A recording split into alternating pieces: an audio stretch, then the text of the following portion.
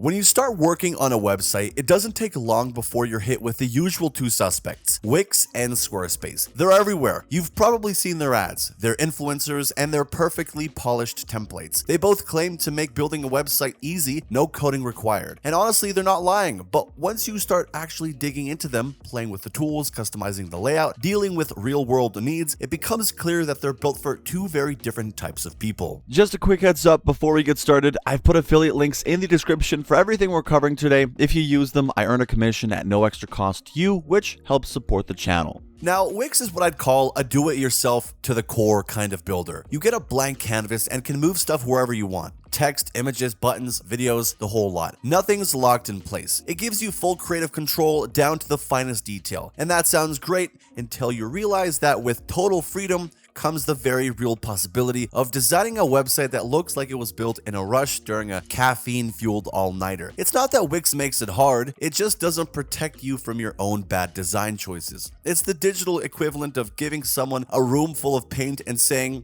have fun. Some people will create a masterpiece, others will end up with a disaster piece. Squarespace takes a very different approach. It keeps things neat, structured, and honestly, hard to mess up. You're working with a grid, and while that means you don't have the same level of freedom to drag things wherever you want, it also means your site is almost guaranteed to look clean and professional. Even if you don't change a single setting, your page still ends up looking like something you could charge money for. For a lot of people, especially those who aren't super design savvy, that's a massive win. When it comes to templates, Wix throws the kitchen sink at you. There are hundreds, probably too many, across every industry you can think of. Restaurants, gyms, tattoo artists, online tutors, personal trainers, dog walkers. If you can name it, then Wix has a template for it. And once you pick one, you can customize it endlessly. Change colors, move blocks, animate text, whatever. That's perfect if you already have a clear aesthetic in mind and want full control over how everything looks. But that freedom comes with a trade-off.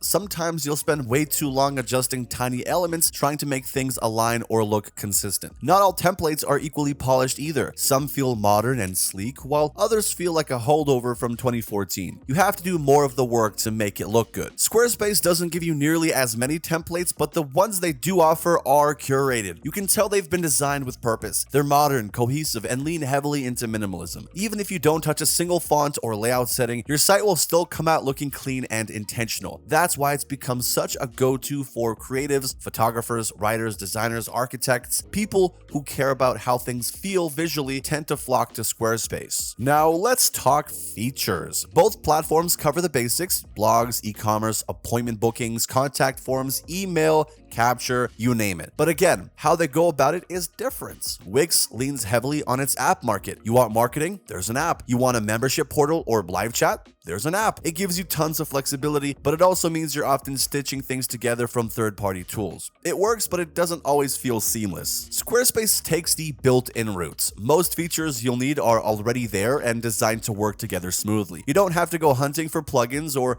worry about compatibility issues. If you're running a small business or building a portfolio, it's all there. No Frankenstein setup required. The only downside is that if you need something super niche or out of the box, you might hit a dead end. Squarespace doesn't have the same plugin sprawl as Wix, and it's not designed for deep custom development. Now let's break down the pricing. So Wix does have a free plan, but it doesn't let you use a custom domain, so it's more of a trial than something you'd actually publish. Their paid plans start low, but as soon as you start adding apps and premium features, the total cost starts adding up. It's easy to underestimate how much you'll end up paying over time. Squarespace doesn't offer a free plan, but you do get a 14-day free trial to test everything out. After that, the pricing is straightforward. It's not the cheapest option out there, but it's consistent. Most of the features are included from the get-go, and you won't be nickel and dimed for things like analytics or basic SEO tools. When you factor in what you'd spend adding plugins on Wix, Squarespace often ends up being the more predictable and arguably better deal. Support-wise, Wix has a massive help center and a chatbot that tries its best. You can find answers, but sometimes it feels like a maze. If you want to talk to a real person, it might take some effort. Squarespace offers 24/7 email support and live chat during extended hours. Their help articles are written in a way that doesn't assume you know web jargon, which is honestly refreshing. If you hate dealing with customer service, but you know you'll need it at some point, Squarespace makes it less of a headache. Performance is another thing to consider. How fast your site loads, how it behaves on mobile, and how easy it is for Google to crawl and index it. These things matter, especially if you want your site to rank. Both Wix and Squarespace handle mobile responsiveness and SEO decently, but Squarespace has the edge in terms of clean code and speed out of the box. Wix gives you more advanced SEO tools, which is great if you know how to use them. But if you're someone who just wants your site to work well without babysitting it, Squarespace gets you there faster. So who are these platforms really for? If you're someone who likes experimenting, who has a specific vision in your head and hates being boxed in, Wix is your playground. It's for the hands-on folks who like tinkering, adjusting, and having the freedom to do things their way. It's also ideal for small businesses that need custom features or unique setups. But just know that with that freedom